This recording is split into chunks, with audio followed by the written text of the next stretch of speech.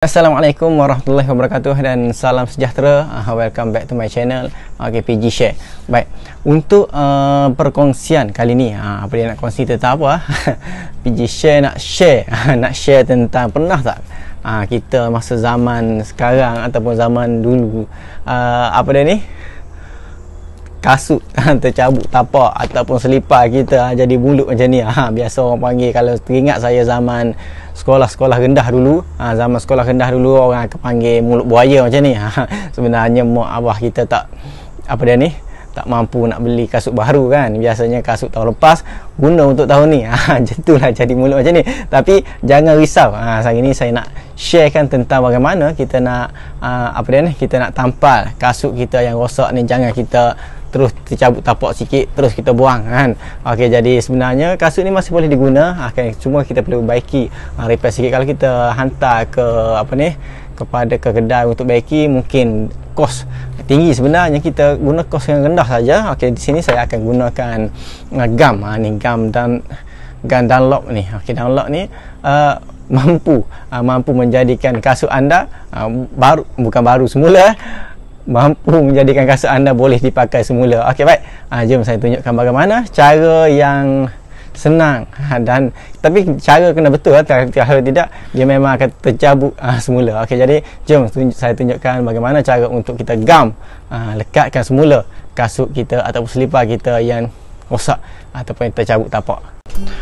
Baik, untuk step pertama, perkara yang paling penting, yang penting yang kita kena pastikan adalah kasut kita berada dalam keadaan yang kering. Okey, kalau kasut tu basah, kita gam macam mana pun memang confirm tak akan melekatlah gam tersebut. Okey, jadi kemudian seterusnya kita kena bersihkan. Okey, pastikan apa dia ni, kasut kita, tempat kita nak gam tu adalah dalam keadaan bersih. Okey, contohnya ni kita kira bersih lah, maknanya buang segala jenis apa dia ni, debu ataupun tanah yang melekat pada di kasut kita. Okey, begitu juga step seterusnya. Okey, seterusnya okey, ni adalah gam yang saya gunakan. Ini adalah gam Dunlop.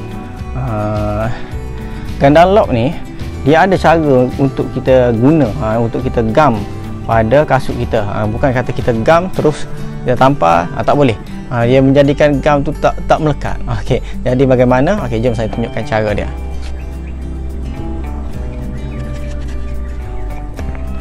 Okey, kita boleh ratakan gam kita ni.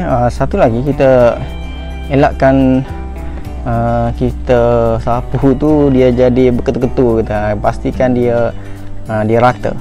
Sebab nanti kalau dia berketul-ketul gitu, dia menjadikan ada tempat yang sudah kering dan ada tempat yang masih gam tersebut masih basah. Okey, kita akan lekatkan pada dua side pada kasut ni. Okey, gam Dunlop ni kita tak boleh biarkan begini ya. Kita kena sentiasa kena cepat tutup, sebab nanti dia akan beku juga. Okey, step inilah yang paling penting, iaitu apa dia, kita tidak boleh terus tampal kasut ni, dua permukaan ni terus lekatkan, kerana menjadikan kasut kita ni tidak akan melekat. Jadi apa yang kita boleh buat adalah kita perlu kita kena sediakan sendalkan dulu. Okey, dan bila masa kita boleh lekatkan antara kedua-dua permukaan ni. Okey, bila kita pegang ni, gam ni sudah tidak melekat. Okey, maknanya macam dah kering betul. Okey, itulah waktu sesuai baru kita lekatkan. Kalau kita lekatkan masa dia basah ni, kita tindih macam mana pun, menjadikan selipar kita, kasut kita tidak akan melekat. Okey, ni pula kasut kita tadi. Okey, kalau kita saya tekan ni, okey. Okey, kalau dia tak betul-betul kering, menjadikan dia tak akan melekat. Itulah kalau kita biasa kita kesilapan kita akan tindih dengan batu lesung, tindih dengan kayu supaya lekat. Okey, sebenarnya tak perlu. Terus lekatkan. Okey. Lekatkan. Okey, terus jangan kita dah tak boleh buka. Okey, tengok sebelah lagi ni. Okey. Okey, bila saya lekatkan, tengok ni, dah betul-betul tak melekat. Okey, bila saya lekatkan,